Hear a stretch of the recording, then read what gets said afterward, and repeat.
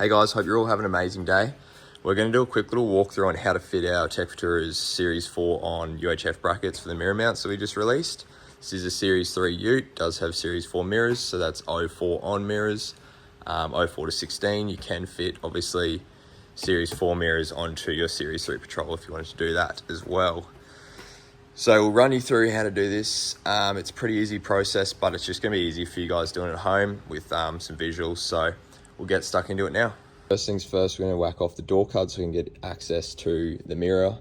So we can run our cable basically from the mirror through down the door, through the grommet into the cab. Obviously, Series 3 door card here.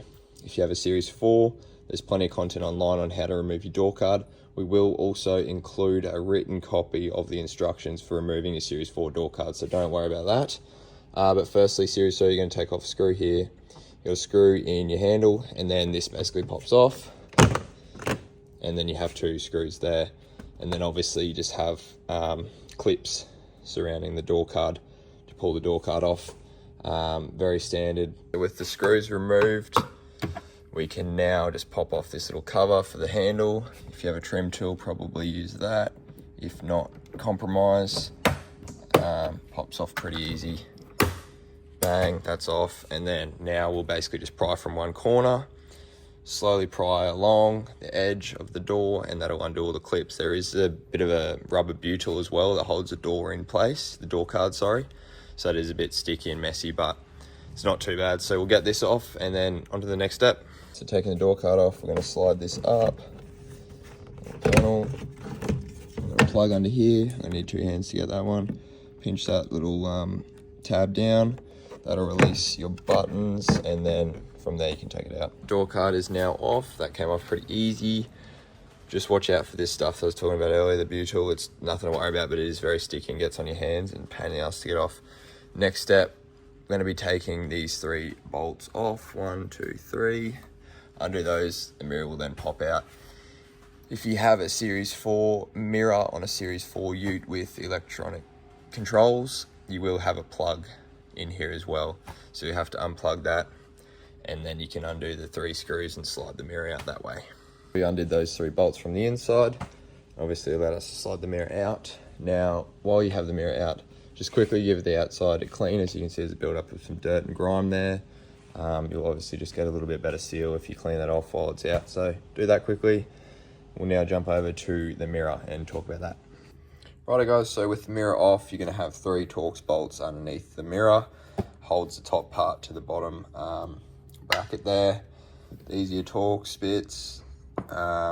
Just make sure that in the end there, the head is all clean of any debris and dirt. That way you can get maximum depth. So basically less likely to strip the head of the bolt if it's clean.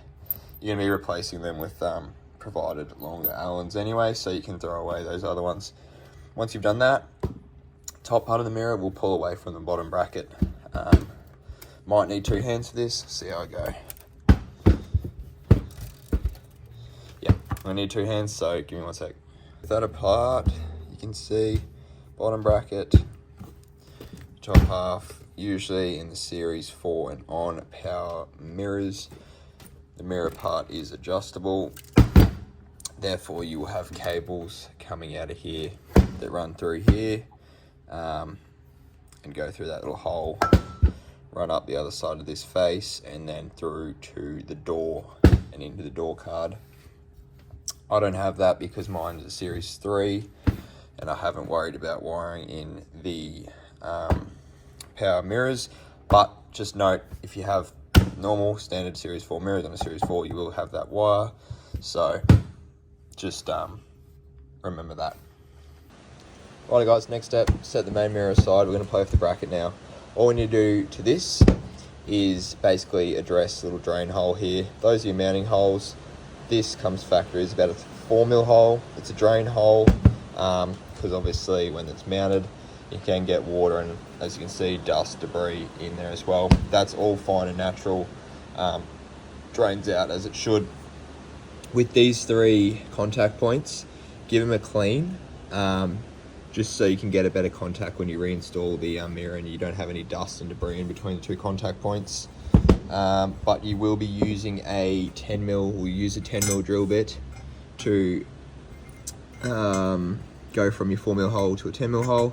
And then I've also gone with a step piece there to get a bit of a taper on the edge, just so it doesn't cut the cable or anything like that. So there's no worries there. It's aluminium, so I haven't bothered painting it, but if you wanted to, you can just lightly paint it. That's up to you. So that's that step done. Now we'll get on to installing the brackets and all that sort of stuff. Jumping on to the next part, it's going to be installing our UHF aerial to the actual bracket. So this is a GME stubby. I believe it's a 2.1 dBi, sorry. So we've installed that. It's a 3/4 or 19mm nut on the bottom. We've tightened that right up. Then we've run our cable down, up through the base of it, the bracket, the bigger hole on this one on the bottom left. And then we've run it up through our plastic piece as well, as shown there. This one's dirty because it has been on the vehicle for quite a while now during our testing, but that's basically how that works. So now we will fix it to the mirror itself. So the easiest way to go about this is we're going to grab the end of our cable here, feed it through our drilled out hole, come through this bracket. We're going to come through this little hole as well, and then feed it out here. It'll basically come out of that hole there that you can see, and it'll come out to around here. There is a rubber backing on this, but we'll talk about that shortly. So we'll go ahead and feed that through, and then after that's fed through, we'll tighten it all up, and then sit the mirror back onto these holes there and mount it again, and then we'll tighten it by the screws at the bottom. So I'll go ahead and do that and then show you when the cable's fed through. I've gone ahead and fed the cable through there. It's pretty tight. Now what I'm going to do is we'll put the actual mirror head back onto the bracket here. So go ahead and do that. Alright, so the cable's now fed through, goes through the mirror, comes out this hole there. Now what we're going to do is be installing our 3 Allens to secure it nice and tightly on the mirror mount itself there. So we'll go ahead and do that, and then we'll jump to the next step. The 3 bolts are now all tight. There's heaps of thread going into the actual bracket itself, so you don't have to worry about strength, but I would recommend using Loctite as well, just for an extra bit of peace of mind. We're now going to put the rubber backing back on the mirror, and then fit it to the car, and we'll be right to go. When putting your rubber piece back on, just make sure the wire's through that slit there, and that it's sitting nicely. Once this goes onto the door, it will clamp it all into place and it can't move. You will have another set of wires coming through here. They are for your mirror motor to control your mirror. So it's a little bit tighter with those in there, but there's still plenty of room. You can use, say, like a WD-40 or an inox spray, just to give you a bit less resistance while putting that back on. So we'll whack it back onto the car now and move on. So we've now tightened down our bolts holding the mirror in, the 3 bolts. Just do them evenly. Don't just torque down on one and then do the other. Just, evenly work them in. We've fed our cable through the hole here. Now we're going to run it down the door to about here, and then we'll go through the grommet and into the cab. Quickly do that, and then we'll run through the grommet part. Right, our cable's now fed through the door. Here it is.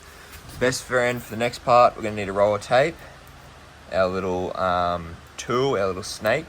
We are going to have these available on the website just to give you guys a hand. And then any sort of lubricant, inox, you can use WD-40, whatever you have available.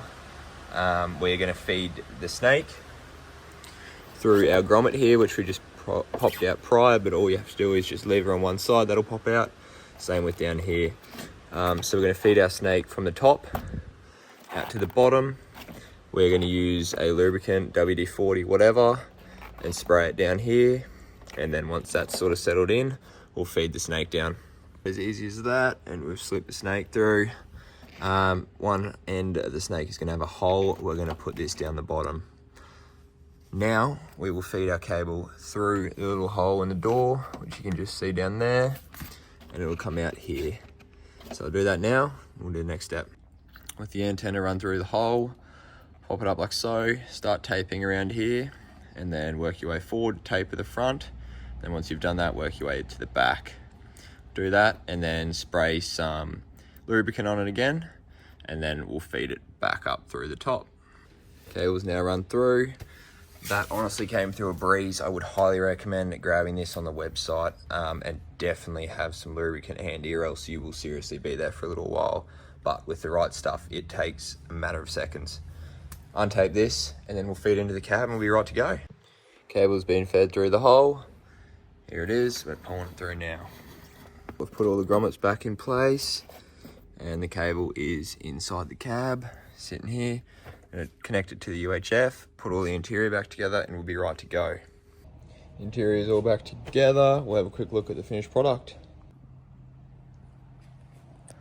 Alrighty guys, that's the install process done. It is pretty straightforward and simple.